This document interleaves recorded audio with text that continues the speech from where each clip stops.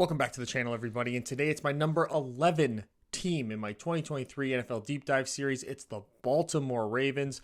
Make sure to like and comment, help out with the algorithms, boost this channel up, and boost all these videos up in this series up. It's a lot of work, a lot of effort, and I appreciate you guys being here to watch it. Subscribe if you haven't already. And Baltimore they had a rocky offseason. It got sticky for a while. With Lamar Jackson, they ended up giving him a contract worth about $52 million a year. And good for them, good for him. Got the money that he wanted, the contract that he demanded, and I definitely prefer him getting the money like that over someone like Deshaun Watson, for example. So good on him, but it's amazing to watch, to see in real time the identity of the Baltimore Ravens, I think, now fully be flipped. Historically, the Baltimore Ravens were this like super gritty team on offense and then just a dominant defense. That was really their identity. I mean, from their inception in 1996 all the way through, even past the career of Ray Lewis when they won that Super Bowl in Ray Lewis's final season. I think it was like 12 years ago by now. You know, John Harbaugh really picked up the mantle there from what was the coach's name? The other coach. Man, I feel bad. There's so many names to remember. This series has melted my brain. But John Harbaugh really carried that legacy on through. You know, it was like the Ozzie Newsome team that kept getting built every single year. They'd always drafted the best defensive player at Alabama. That guy always seemed to find his way onto the Ravens roster. But now, with the contract they gave Lamar,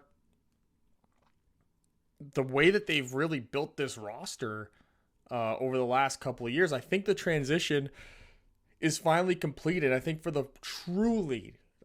really and truly now, for the first time, the Baltimore Ravens are the team that gets carried by their offense.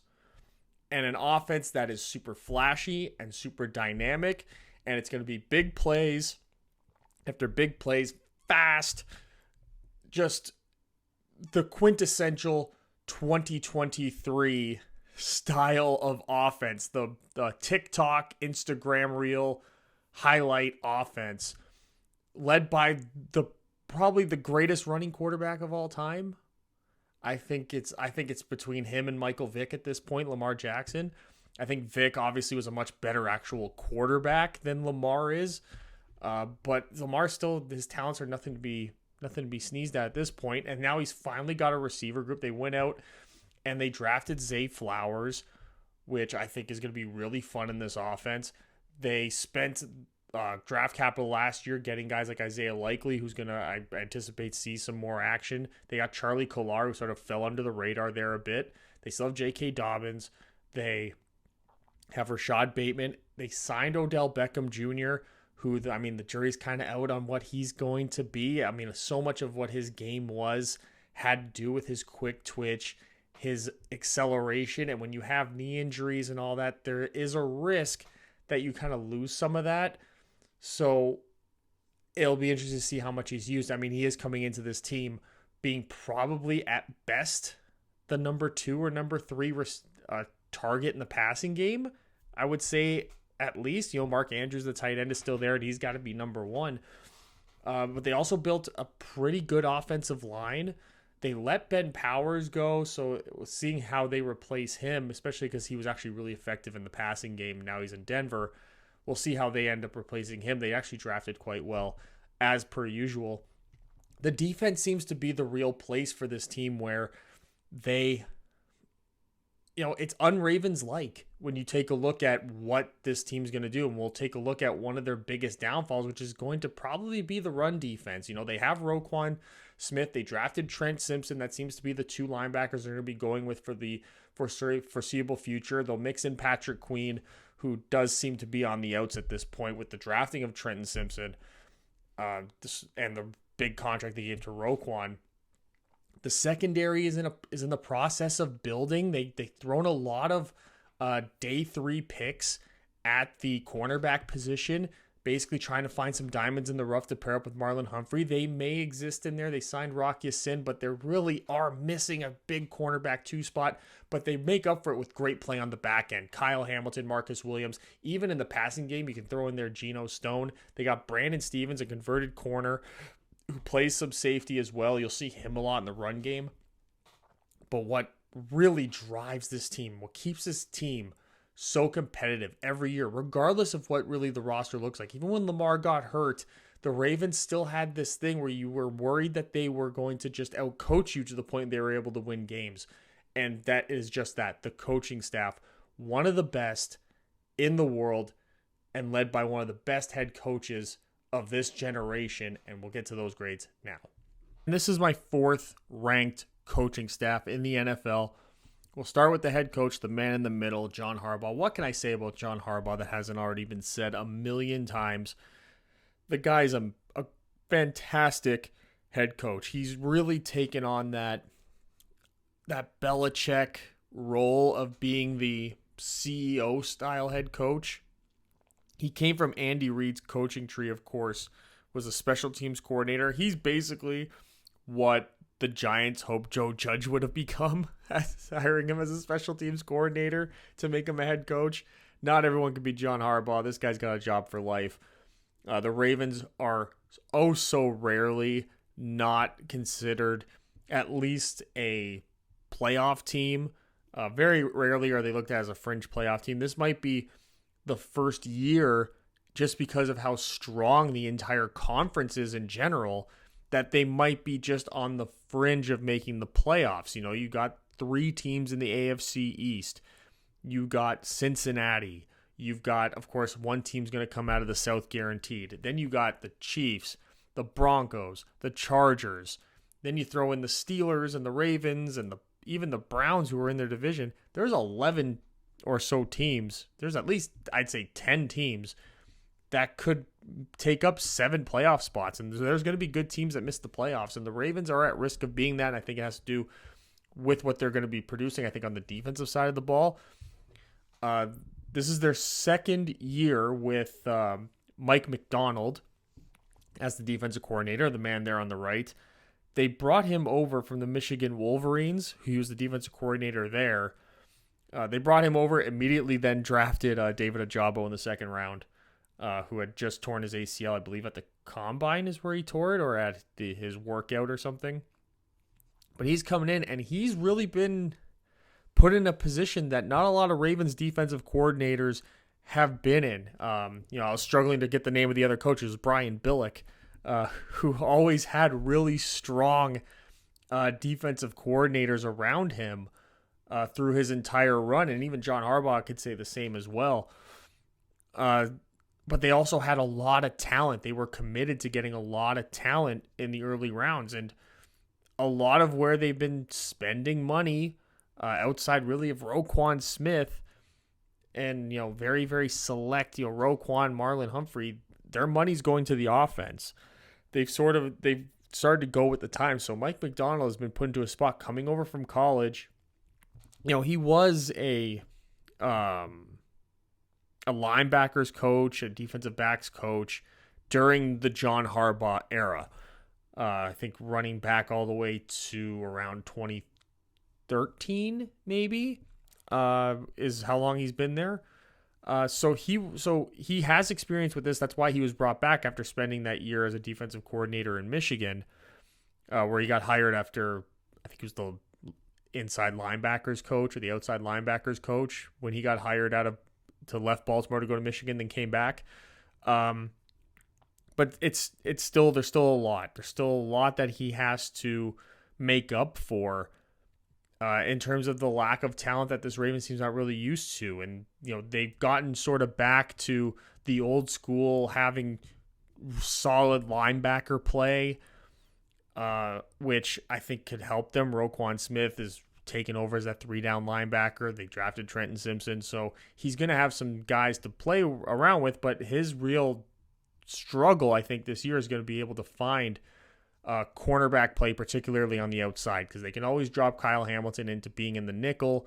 They could always drop Brandon Stevens into being a slot corner as well. and really sort of cover up for maybe the lack of ability they have in some of these younger guys.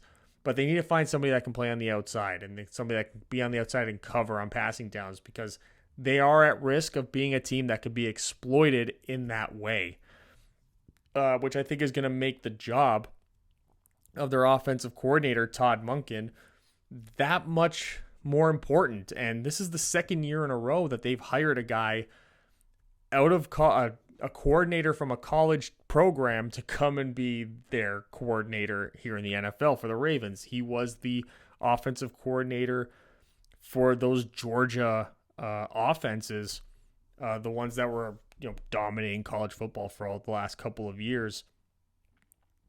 He does have some NFL experience with, I think he was Jacksonville for a while, and a couple other teams before going to Georgia. But he's been brought in, to really take over the responsibility of really keeping this team competitive and putting that defense that doesn't have a lot of talent and a lot of high level players, throughout. They got like bits and pieces, of course, Roquan, Marlon Humphrey, Kyle Hamilton's ascending. You hope you get development there, but he's going to have to really call an effective game. And this offense is based around big plays. Now, how does he sort of, what's a good way to put it? I feel like he almost has to be put in a position to shorten games. And they're going to be able to do that because they have the offensive talent around them. They are coming in talent for talent, going to be one of the best offenses in football, if not the best one. So, but he also, with that talent, has to put together a scheme, has to put together strategies, has to make adjustments throughout the games that are going to keep them effective and keep them ahead in games. And I think that because of how competitive the AFC is, his job's going to be that much harder. And I think that if they have to be put into a situation where there's going to be a lot more drop back passing, because they have to throw the ball downfield a lot more, throw it to the sidelines outside the numbers, I think that's where this team could struggle. If keeping everything in between the numbers, this is probably one of the best offenses, if not the best offense in the league. Take them outside that, I'm not so sure that they're even top 10. And I think that when you have teams, especially in their division, they're going to have to scheme their way into getting the ball outside the numbers a bit more than maybe what we're used to seeing from the Baltimore Ravens offense. But I still think that John Harbaugh has such a great culture. He knows how to win in the NFL. He knows how to develop players. He knows how to put players and coaches in a position to succeed. And I think that's the most important feature that you could have in a head coach, is his ability to raise up everyone around him and to raise up two guys who frankly don't have a lot of NFL experience in coordinator positions. They have a combined 1 year of it. So I think that is going to be where this coaching staff could perhaps struggle a bit, because at the end of the day, John Harbaugh can only do so much. But I do think he's so immensely talented and smart, got the football IQ of second to none. So I think that this coaching staff is really going to be a key factor in keeping this team competitive and putting them in the playoffs. So now let's get to the player grades, and we'll start with the quarterback, Lamar Jackson. And as a thrower, he gets an 85.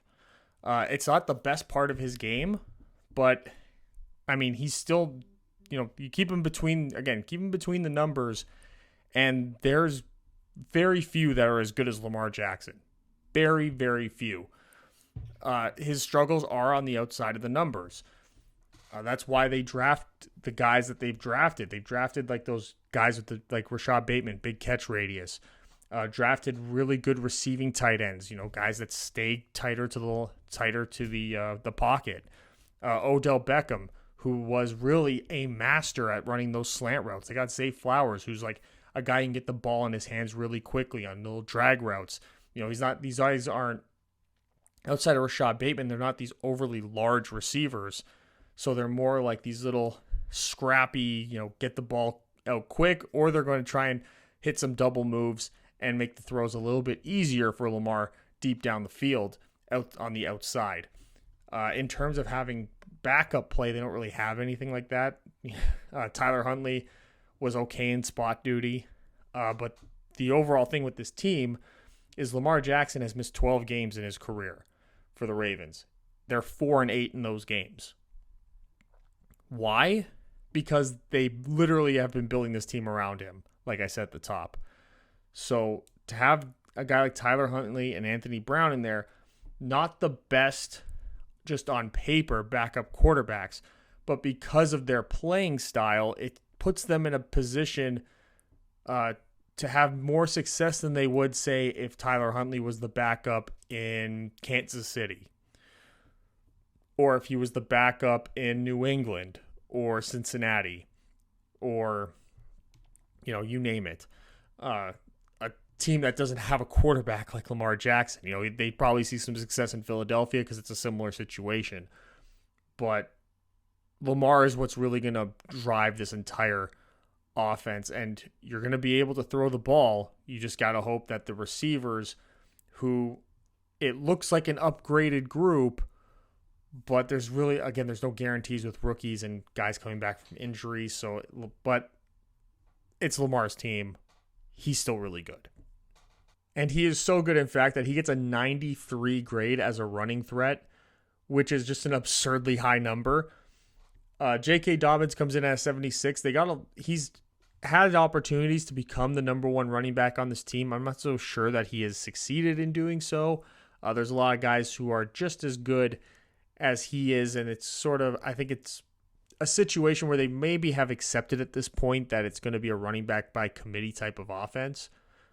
There are alpha types still available out there. Kareem Hunt just signed with the Saints, so there's Dalvin Cook out there. There's been literally no talk of Dalvin Cook coming to the Ravens, though. We're going to talk about the guy in the middle right now, though. Patrick Ricard, one of, if not the best fullback right now in the NFL, converted defensive tackle, 300-pound fullback who is an absolute monster. And he's coming in. When it comes to running threats, his contributions to the running game are an 89. He has been in camp now, working out with the offensive line as well.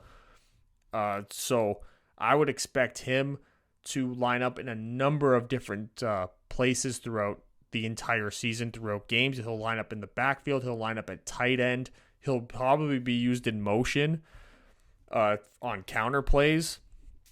And what you're going to get from him, which is a high level of success. And that's really another thing that really drives this running game, is the amount of times Patrick Ricard has been some sort of lead blocker on big Lamar plays, on big Lamar runs. Go look at some of the highlights, and you'll see number 42 just laying the lumber on some of these big defensive tackles, helping out with double teams. And that's something because of his size and his athleticism that he brings that not a lot of other fullbacks can bring. He's out there literally the size of the defensive tackles. So when he's taking on a defensive end or a defensive tackle, unlike some of these smaller, like 250-pound, say, fullbacks, he's bigger than these guys that he's going and blocking. They're not even, usually a fullback, you're hoping at best he's going against an undersized defensive end or a linebacker where they're about the same size. Maybe he's got a little bit of a weight advantage on the linebacker.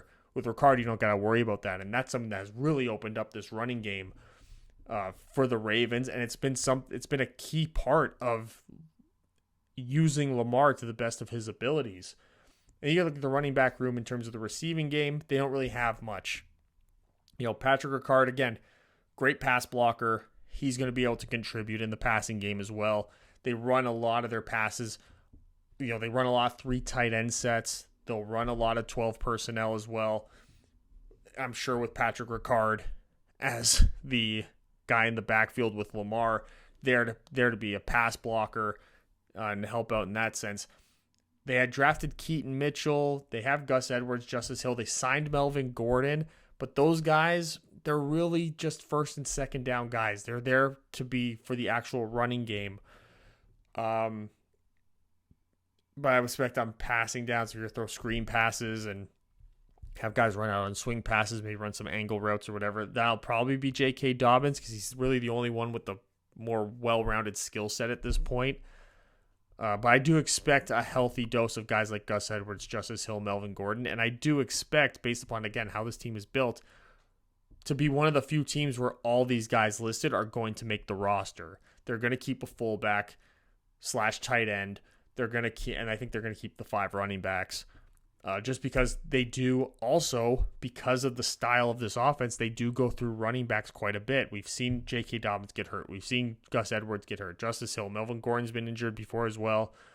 And that's a legitimate concern when you run this style of offense. So keeping a healthy and balanced backfield. Like when you take a look at, we didn't go over their grades in terms of being just a straight up first and second down run threat, but Melvin Gordon, Justice Hill, Gus Edwards, they're all like somewhere at least in the mid to high 60s, low 70s for me. So it's a really well built running back room for this offense.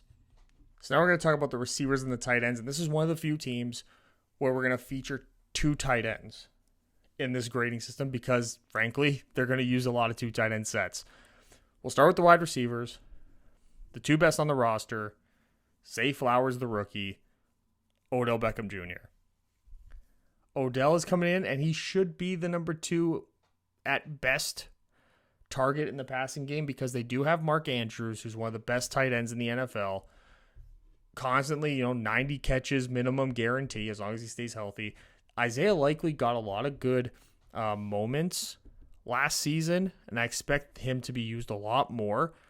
He was really the perfect guy for this offense at the tight end position because he's not much of a blocker, but he'll come in those situations, be a tight end on the line, and run really fast routes and create a lot of mismatches.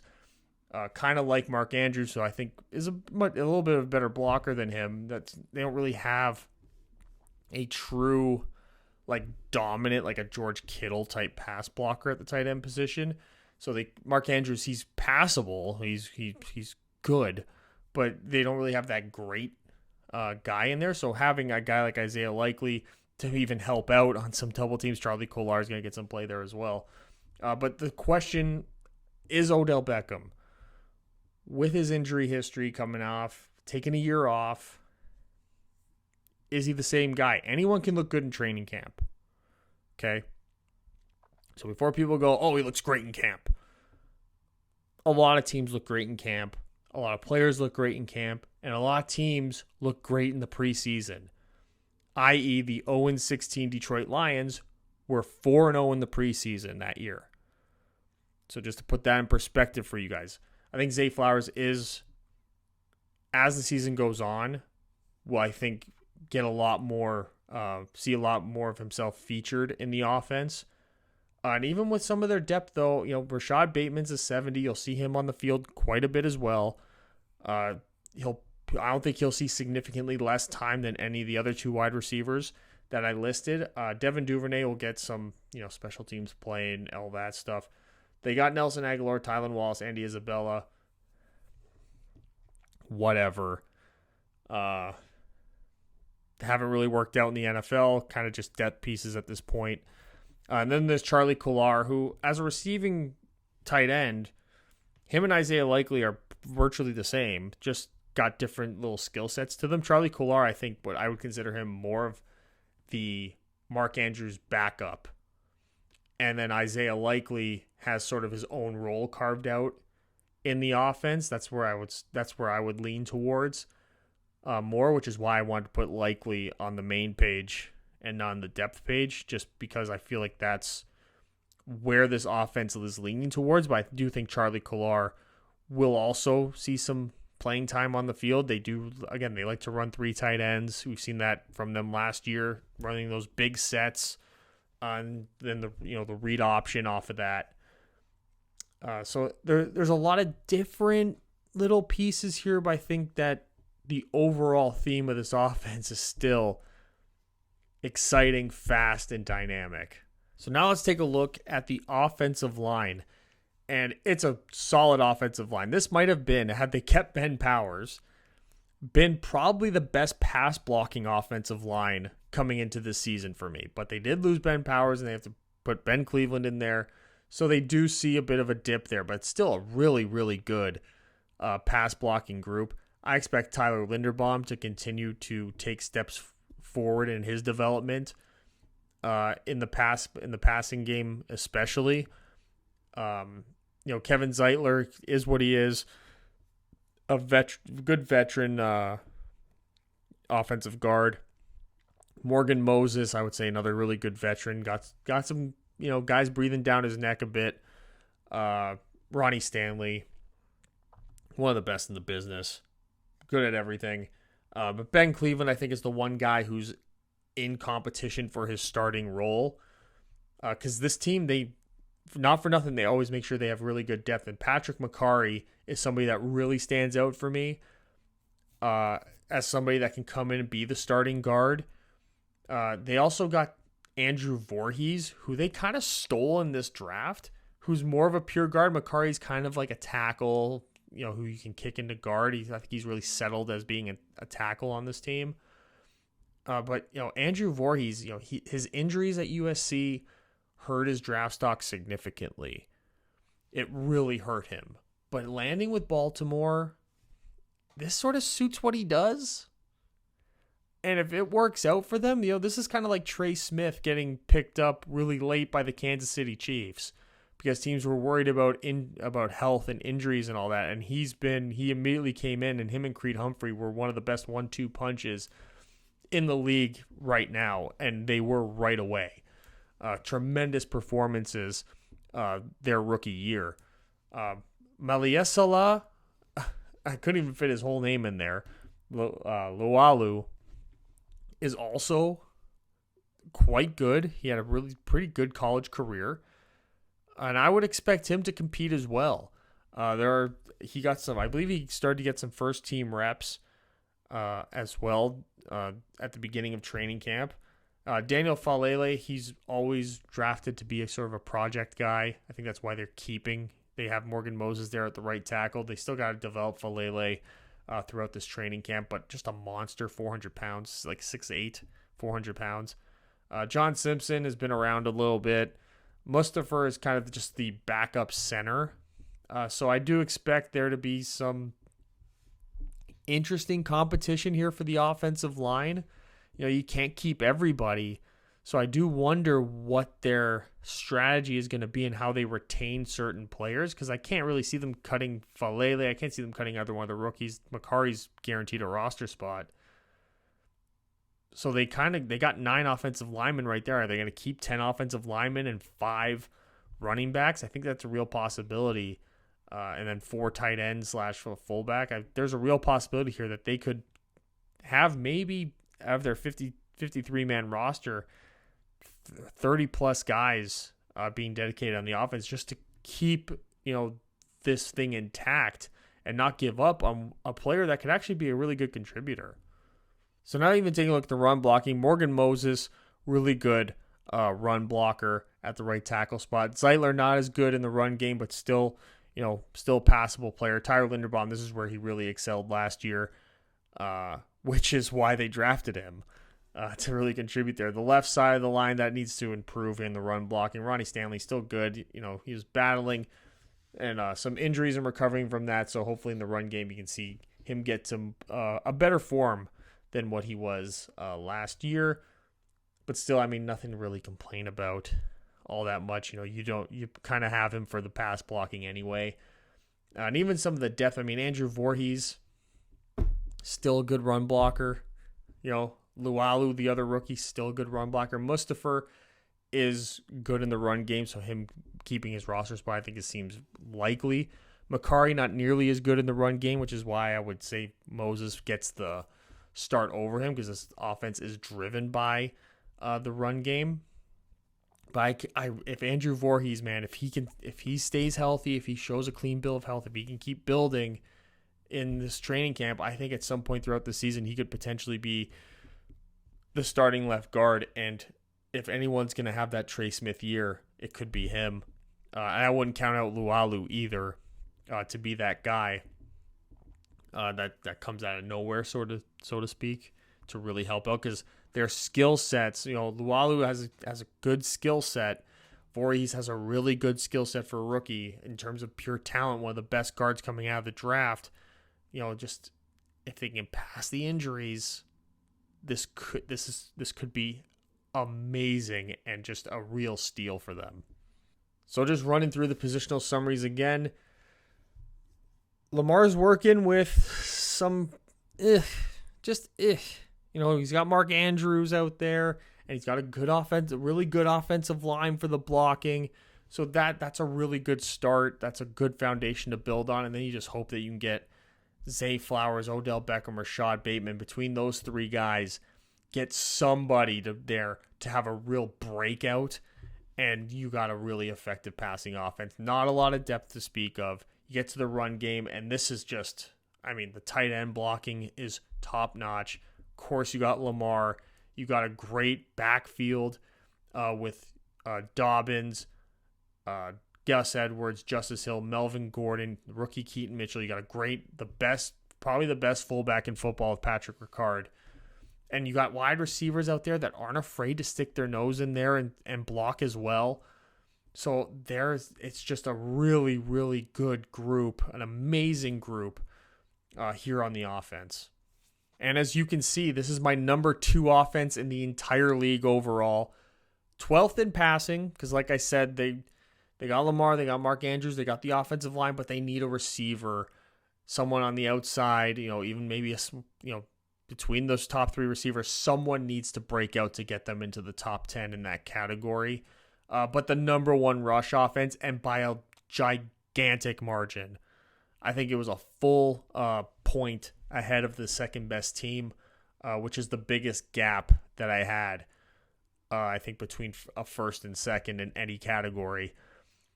It's what's going to drive this team. It's going to drive the offense, and it's going to keep them in games. It's going to shorten games for them, which is going to be an advantage when they play some of the more pass-heavy offenses like Cincinnati, like what they're, Kansas City, Chargers, Dolphins, Jets, Buffalo. When they play those tippy top teams in the AFC, they're going to be able to shorten those games a bit and allow their defense to play a little bit more instinctively and aggressively, which I think, as you'll see as we get to the grades now, could be advantageous. So we get to the pass rush here, and we'll start with the 2 edge rushers, Odafe Owe and David Ajabo. You expect those 2 guys to be the pass rushing, third down edge guys. The compliments on the inside is Michael Pierce, who's returning to the team from Minnesota after a stint there. And they got Broderick Washington, who's been with the team for a couple years now, I believe. But no alpha here. They haven't had really, Pierce is on the wrong, he's on the back end of his career, on the back 9. Odafe Owe hasn't really had that breakout. Ajabo was injured all last year, so he kind of missed his entire rookie season. This is going to be the year he gets to finally, this is like his real rookie year. So it'll be interesting to see how he performs. But it's a concern. It is a concern. The defense is a concern here. Even when we get to some of the depth here for the pass rush, Tyus Bowser is passable. I would anticipate it's going to be like a 3-man edge rotation. They do really like Tyus Bowser. So Owe, Ajabo, Bowser, I think will be the 3 guys you'll see rotating first, second, and third down throughout the whole season, which could become a problem. They got Tavius Robinson, who they drafted as a rookie. I think he can get some pass rushing snaps in there. And then Dalen Hayes, Jeremiah Moon, you're not going to see much of them really at all, I would say. And then on the interior, Justin Matabuke is really the only one that so far has shown any propensity to be an interior pass rusher. Travis Jones, who they drafted last year out of UConn, you're hoping that you get him to step up. He's the nose tackle who's the backup to Michael Pierce, but they went and they got Michael Pierce, kept him, and he's gonna get some playing time as Travis Jones develops. Jones had a couple of moments last year where you go, okay, yeah, that's the guy that we wanted, but for the most part, you didn't really get much out of him. Didn't really see a whole lot out of him at all. Brent Urban They do run a 3-4 defense in a base. So you'll see him playing, that 3-4 defensive end role. But other than that, I wouldn't anticipate seeing much of him. So now we're going to look at the D-line in terms of run support. And they have probably the worst, I think they do, in terms of edge setting and run defense and run support. Edge rushers in the NFL, the worst. They have the worst group. It's not good. They're going to need to really dial in during training camp and get these guys developed in that sense, and they're going to have to do it fast. There's not a lot of talent in there. These are like pass rush guys, for the most part. Michael Pierce is a solid nose tackle in general. Justin Matabuke, is a little bit better in run support, so you'll see a lot of him on early downs for sure. Tyus Bowser, Tavius Roth. You'll see maybe Tyus Bowser on early downs to get a jobbo off the field, but he's not gonna. I don't think he's gonna contribute a whole lot more in terms of his ability. So maybe Tavius Robinson. This is where he sort of finds his spot on this team, and he develops and wows people as an early down edge setter. And that could be what his role becomes, because it's not looking good for anybody else. Even on the interior, Broderick Washington, you're going to see him on the field as well. Him and Justin Matabuke. I think a 3-man front will be Pierce, Matabuke, and Washington in a base 3-4 with then whoever they decide is going to be the 2 edge guys. Travis Jones, again, he needs to step it up, have a year or two to justify his draft position, which I think he can do. It's just hard to project because, it's so often you see like those day 2 interior defensive linemen just never really make anything of themselves. It's a really tough position to play. And if they can't live up to the power of the interior offensive linemen on opposing teams on NFL rosters, it's easy for them to wash out, especially because when you have interior defensive linemen, the NFL sort of become a place where you have a really healthy rotation of guys that you put in situationally. So you might have a guy who, who is a little bit, more athletic. You can put him there on pass downs, but he's going to have a spot in the roster, or he's just a big bulking space eater and he'll have a spot on the roster. And if he's performing better than you in one of those aspects and you're kind of just not there, they'll keep that guy over you because they understand we only need to get so many snaps out of this guy a game, so we can use that to the ability, keep the salary cap number down. So Travis Jones really needs to step up this year, or I would call into question what his future on this Ravens roster would look like. Now we're going to the linebackers, and the 2 linebackers I think that you'll see on those passing downs, it's going to be Roquan Smith and Patrick Queen. Patrick Queen, for as god-awful as he is in the run game, he does make some really positive contributions in the pass game. As, an athlete, getting sideline to sideline, covering in man coverage on tight ends and running backs, playing in zones.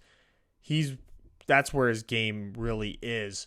Roquan Smith is like your quintessential 3-down linebacker. He's good enough. You can play him in a zone. You can match up well, as he can be a good quarterback spy. And if he can pick up, a scrambling quarterback and be a sure-arm tackler. You look at some of the depth of the passing game. Trenton Simpson, who they just drafted, they definitely drafted to be Patrick Queen's replacement. I think you could see him get worked in throughout the year. And even when you get to the running game, I think you'll see some early down work from Trenton Simpson. He is really the only other linebacker on the roster that could play on early down. So I think in a base 3-4 formation, you'll see him out there. And then Roquan, that's really where he's super strong, is in the run game. You saw it immediately. His first game with the Ravens, just the plays he was making in the run game, especially in the short run game, on those short yardage situations, how he was instinctively filling holes, coming off of blocks effectively, and making stops in the backfield and at the line of scrimmage. it was just phenomenal. He carried that throughout the rest of the season into getting the big contract that he has. So this is really what this 1-2 punch is really going to look like. Trent Simpson, of course, they'll bring him along in the pass game as he learns to play in zone and confidently in space during the passing game. And it's going to be, Deshaun Watson, Joe Burrow. You're going to see him 4 times a year, so he's going to have opportunities there to sink or swim. Malik Harrison, you can put in on early downs as well. Patrick Queen, I wouldn't expect much out of him. I think that they're ready to move on from Patrick Queen. I think they feel like they've sort of reached the ceiling with him from the looks of it. So I would expect him to hit free agency and Trenton Simpson as the season goes on. As long as Trenton Simpson doesn't completely stink out the joint, I think more and more you'll see him taking away snaps from Patrick Queen. Potentially, I think, I haven't really talked about this in any other video, but Patrick Queen could be one of those guys that gets moved at the trade deadline. Now that we're seeing actual players get traded at the trade deadline and throughout the season, I think he's somebody that a team could be interested in, especially if it's a team that's struggling, matching up in the passing game at the linebacker position. I think that's something that the Ravens could probably steal a fifth round pick from a team for him. Now we're going to talk about the secondary and the pass coverage with the defensive backs, and kind of like what we put 2 tight ends when we were talking about the receivers and tight ends, which we usually don't do. It's usually 3 receivers and a tight end. Here we usually do 3 corners and 2 safeties. We're actually going to have 3 safeties featured here, at least for the pass coverage aspect, because they actually move a lot of guys around in that safety room. Kyle Hamilton played a lot in the slot last year.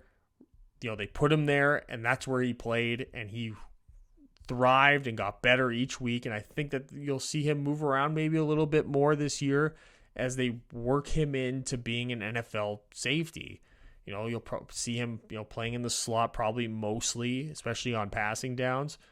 But I think you'll see him playing deep center field. They'll bring down Marcus Williams maybe. If Geno Stone comes off the field, they want to get a little bit, different with the cornerback room because they don't really have anyone in that cornerback room outside of Marlon Humphrey. They got Marlon Humphrey, who's, one of the better guys, but the way he's been isolated, especially last year, it was, you hope that he bounces back. Rock Ya-Sin, not great, but you take a look at some of this depth, man, and yikes. Not a lot of help in the passing game from any of these guys. This is what I mean when one of these young guys is going to have to break out. Jalen Armour-Davis, Damarian Williams, Caillou Blue-Kelly, those are the 3 guys who really, really need to break out. One of those guys needs to show up. I think Damarian Williams will be given opportunities. I think he's Jalen Armour-Davis is just, some of these guys were just so bad. We take a look at the run support here, and Kyle Hamilton, just unbelievable, man. What a year. Even Marcus Williams is really good in run support. You got Damarian Williams, who I think this is where he's going to get his opportunities and really get an opportunity to start, and get some passing down reps. Not a lot from the outside guys there. But they do get a lot better in terms of the run support aspect from their defensive backs. Granted, this reflects well for special teams. But how often are you going to have an outside corner, contribute in the run game, especially when you got guys like Nick Chubb and Joe Mixon and Najee Harris in your division? A lot of those guys are running in between the tackles mostly anyway. So how much of a contributor are these attributes going to have a chance to make unless you're playing them in the slot? Guy like Kyle Hamilton would probably end up doing, or Brandon Stevens would end up doing instead. So it's who's the guy? Who's the guy that's going to step up in this group? So just running through the positional summaries here. Again, not a lot of depth. And They got potential on the front four at the edge room, but potential doesn't buy the groceries. Roquan, is going to be solid. He's probably the best. Him and Kyle Hamilton are probably your two best players, followed by Marlon Humphrey after that. But outside of those guys, it could get. I think there's going to be a lot of high-scoring games. We'll say that. I think there's going to be a lot of touchdowns scored in Baltimore Raven games this year. Take the over every week. How about that? We're going to run through. They're the 22nd defense in the league for me. 20th pass defense, 22nd rush defense. Bottom half. They need someone in the secondary to step up, and they need someone in that edge room to take over as a number one pass rusher for this defense to not really be the inevitable downfall of this team and prevent them from getting to that next level of being a true title contender and not just a team that is flirting with a wild card spot. Because, the offense is great, but how much can the offense carry them? Overall, I do have them going 10-7. I have them winning one divisional game.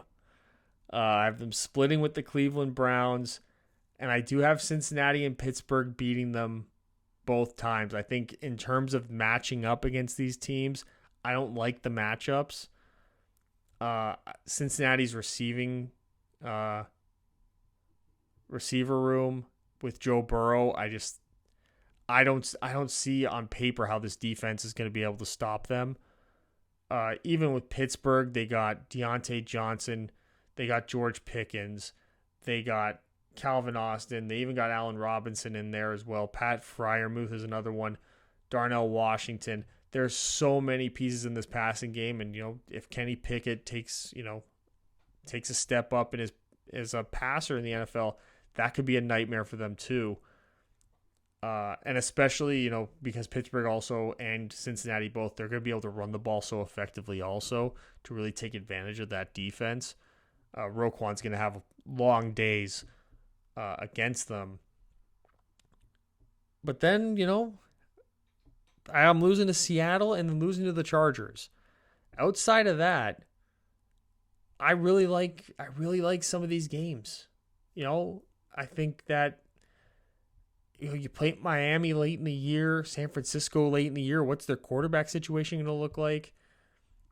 A team like Jacksonville and the Rams, Arizona, Tennessee, Indianapolis, Houston. I think that they can beat, Houston, Indianapolis, probably playing rookie quarterbacks. I think that John Harbaugh can at least scheme the team into taking advantage of that. And neither team has really those super top level defenses as of yet that I think could keep up with Lamar. Tennessee, I would say the same thing about. Detroit, I think that could be an extremely high scoring game. I think that they'll beat the brakes off of the Arizona Cardinals and the Los Angeles Rams both. Really, the only one that I can see maybe flipping that I'm kind of about is the game at San Francisco. But I think the quarterback situation in San Francisco, I think could become an issue late in the year potentially. Also, I could see them maybe at this point, because compared to the rest of the NFC, I think they're going to be very dominant. We'll see what I have their ranking coming up in a few videos from now. That they might be in a situation where guys will be resting, guys with, sort of injuries. I think they'll be, more taking care of them. And I think that the Ravens will also be ramping it up towards this part of the year. And playing maybe with a little bit more confidence. By this time, you'd hopefully have someone in that receiving room breakout. You've settled in on the offensive line. And then I just have them dropping that last game of the year to Pittsburgh because the matchup again, just don't like the matchup.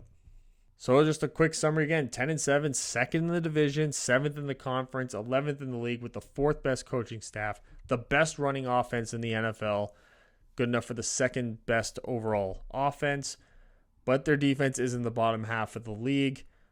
I'll bet, closer to the middle than to the bottom, to the straight up bottom. But, again, they need people to break out, young guys, second-year guys, third-year guys that need to just take over and show that and justify their roster spot, so to speak. And there you have it, my number 11 team in my 2023 NFL Deep Dive series, the Baltimore Ravens. I hope you enjoyed the video. Please like, even if you didn't, thumbs up. And then if you didn't agree with anything I said, leave it there in the comment section below. Subscribe if you haven't already. I appreciate you guys being here. If this is your first time, thank you. If this is your second time or more, thank you for the commitment and being here. It's a lot of work. There's a lot of things that, in hindsight, I wish I maybe did a little bit differently. But hey, lesson learned. I still think that I'm short of that franchise guy. You're not going to find a better deep dive series on YouTube. I said it. I deserve more viewers, and I deserve you guys, and I'm grateful for you guys, and I deserve more people like you. I said it. I ain't gonna be humble, but you can watch the rest of the series right here, and we're getting into the top 10, winding down to get into these preseason games, and I'll see you guys with the next video. Hopefully. Please come back. Bye.